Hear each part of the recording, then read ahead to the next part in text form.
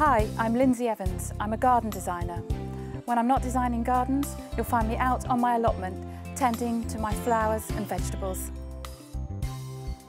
Homegrown carrots are absolutely delicious. They're like nothing you can buy in the supermarket and are well worth growing. There are various different varieties that crop at different times of the year and are different types of carrots for different purposes. But the most important thing to remember is that carrots like to grow in a light sandy soil. So if your soil is a little heavy, then you're best sticking to the shorter rooted varieties.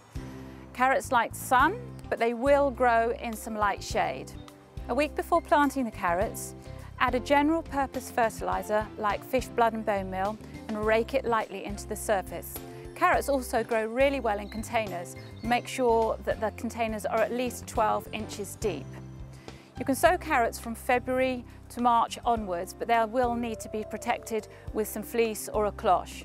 If you start planting in April, then they won't need any protection at all. Keep successionally sowing the carrots up until July. Sow the carrots thinly to reduce the need for thinning later. Sow the carrot seeds on a sunny, dry day. The seeds should be sown in drills or rows, shallow about 1 inch deep and each row 6 inches apart. If you're having trouble sowing the seeds thinly, mix them in with some sharp sand. This helps with thinner sowing and also helps with drainage.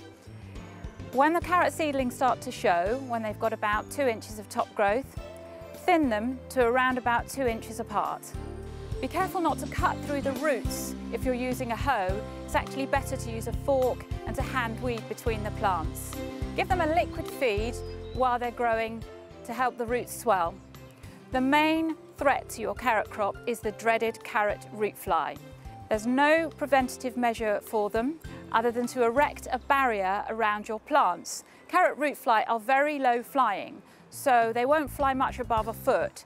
So if you put something up like a fine mesh up to 2 foot in height, this stops the flies getting to the carrots. What they do is they lay their eggs on top of the carrots and the maggots burrow down into your carrots. So whilst the carrots may look pristine when you pull them, when you cut them open, they're just a mass of little tunnels and they're completely inedible. So those are my tips on getting great carrots. Good luck.